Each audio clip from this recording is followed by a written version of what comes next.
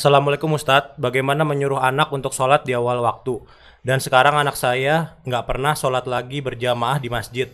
Dan kalau pergi ke masjid hanya sholat Jumat saja. Jazakallah khairan. Ya, bismillahirrahmanirrahim. Alhamdulillah, salatu wassalamu ala rasulillahi wa ba'd. Sebetulnya pertanyaan ini jamaah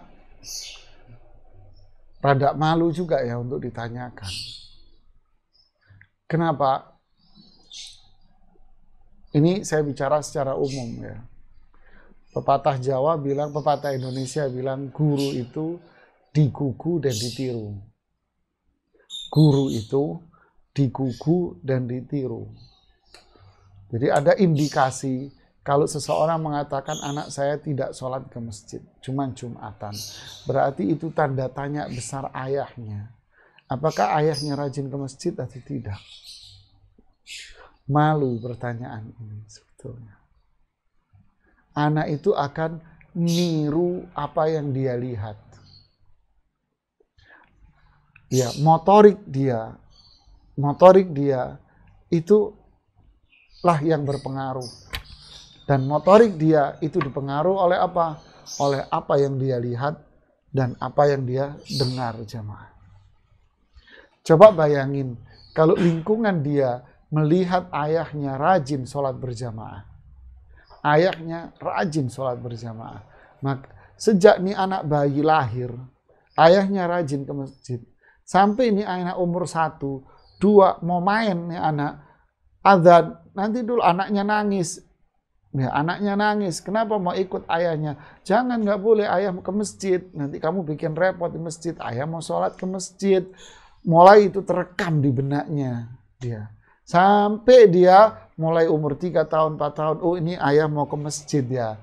Oh ya udah, ayah mau sholat masjid, ya masjid. Akhirnya istilah sholat masjid, sholat masjid, sholat masjid terekam di benak si anak ini. Ketika anak ini sudah mulai umur 7 tahun, mulai sholat dia, apa yang terjadi jika dia laki-laki? Yang terjadi adalah yang direkam di memori dia itu akan melahirkan sikap sholat masjid, sholat masjid. Berarti sholat itu di masjid. Kenapa? Karena itu yang dilihat dari bapaknya dan itu yang didengar di telinga dia dari mulut bapaknya. Ayah sholat dulu ya di masjid.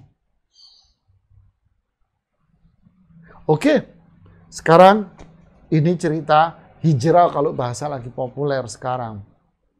Tobatnya baru sekarang. Anaknya sudah termindset itu.